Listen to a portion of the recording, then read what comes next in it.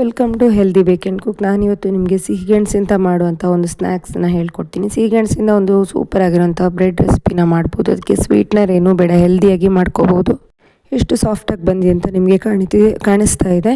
ಹಾಗೆ ನಿಮಗೆ ಹೇಗೆ ಅಂತ ಹೇಳಿದ್ರೆ, ಸಿಹಿಗೆಣಸನ್ನ ಚೆನ್ನಾಗಿ ಬೇಯಿಸ್ಕೊಂಡು ಸಿಪ್ಪೆನ ಈ ಥರ ತೆಗೆದುಕೊಂಡು ನಾವು ಒಂದು ಪೋರ್ಕ್ ತೊಗೊಂಡು ಮ್ಯಾಶ್ ಮಾಡ್ಕೋಬೇಕು ನೀಟಾಗಿ.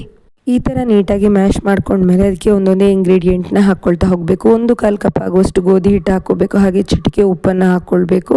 ಎಷ್ಟು ಬೇಕೋ ಅಷ್ಟು ರುಚಿಗೆ ನೋಡ್ಕೊಂಡು ಹಾಕಬೇಕು. ಎಕ್ಸ್ಟ್ರಾ ಸ್ವೀಟ್ನರ್ ಏನೂ ಬೇಕಾಗಲ್ಲ. ಈಗ ಮಿಕ್ಸ್ ಮಾಡ್ಕೋಬೇಕಾಗತ್ತೆ. ಇದನ್ನ ಡ್ರೈ ಮಿಕ್ಸ್ ಮಾಡ್ಕೋಬೇಕು. ನೀಟಾಗಿ ಡ್ರೈ ಮಿಕ್ಸ್ ಆದಮೇಲೆ ಅದಕ್ಕೆ ಇನ್ನೂ ಉಳಿದಿರೋ ಇಂಗ್ರೀಡಿಯೆಂಟ್ಸ್ನ ಆ್ಯಡ್ ಮಾಡ್ಕೊಳ್ಳೋದು. ಹಾಗೆ ಒಂದು ಸ್ವಲ್ಪ 1/4 ಕಪ್ ಆಗುವಷ್ಟು ಹಾಲನ್ನು ಹಾಕ್ಕೊಂಡಿದ್ದೀನಿ. ಹಾಗೆ ಲಾಸ್ಟಿಗೆ ಬೇಕಿಂಗ್ ಪೌಡರ್ ಕೂಡ ಹಾಕ್ಕೊಳ್ತಾ ಇದ್ದೀನಿ. ಬೇಕಿಂಗ್ ಪೌಡರ್ನ ಯಾವುದೇ ಐಟಮ್ ಮಾಡುವಾಗ ಬೇಕಿಂಗ್ ಪೌಡರ್ ಹಾಕಿ ತುಂಬ ಹೊತ್ತು ಬಿಡಬಾರ್ದು. ಬೇಕಿಂಗ್ ಪೌಡರ್ ಹಾಕಿ ಅದನ್ನು ತಕ್ಷಣ ಬೇಕ್ ಮಾಡ್ಕೋಬೇಕು. ನಾವಿದರಲ್ಲಿ ಮಫಿನ್ಸ್ ಆಪ್ಷನ್ ಇರುತ್ತೆ. ಮಫಿನ್ಸ್ ಆಪ್ಷನ್ ಇಟ್ಕೊಂಡು ಇದು ಮಾಡ್ಕೊಳ್ಳುವಂಥದ್ದು. ಈಗ ಜೀರಿಗೆ ಹಾಕ್ಕೊಂಡಿದ್ದೀನಿ. ಹಾಗೆ ಒಂದು ಸ್ವಲ್ಪ ಬಿಳಿ ಎಳ್ಳು ಹಾಕ್ಕೊಂಡಿದ್ದೀನಿ. ಜೀರಿಗೆ ಮತ್ತು ಬಿಳಿ ಎಳ್ಳು ಆಪ್ಷನಲ್ ಆಗಿರುತ್ತೆ. ನಿಮ್ಗೆ ಇಷ್ಟ ಇದ್ದರೆ ಹಾಕ್ಕೊಳ್ಬೋದಿಲ್ಲ ಅಂದರೆ ಸ್ಕಿಪ್ ಮಾಡ್ಕೊಳ್ಬೋದು. ಎಕ್ಸ್ಟ್ರಾ ಸ್ವೀಟ್ ಏನು ಬೇಡ. ಸಿಹಿಗೆಣಸು ತುಂಬಾ ಸಿಹಿಯಾಗಿರುತ್ತೆ. ಹಾಗಾಗಿ ಇದನ್ನು ಚಪ್ಪಟೆ ಮಾಡಿಕೊಂಡು ಒಂದು ಸ್ವಲ್ಪ ರೋಲ್ ಥರ ಮಾಡ್ಕೋಬೇಕು.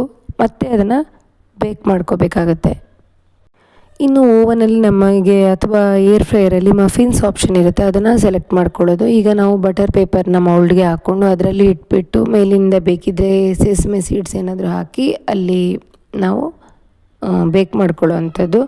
ಒಂದು ಮಫಿನ್ಸ್ ಆಪ್ಷನ್ ಇಟ್ಬಿಟ್ಟು ಒಂದು 10 ನಿಮಿಷ ಅಥವಾ 180 ಡಿಗ್ರಿನಲ್ಲಿ 12 ನಿಮಿಷ ಮಾಡಿಕೊಂಡು ಮತ್ತೆ ಚೆಕ್ ಮಾಡ್ಕೋಬೇಕು.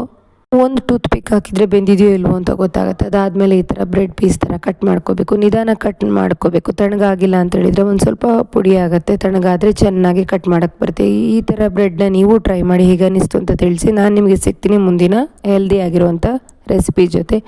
ಅಲ್ಲಿವರೆಗೂ ಹ್ಯಾಪಿ ಕುಕ್ಕಿಂಗ್.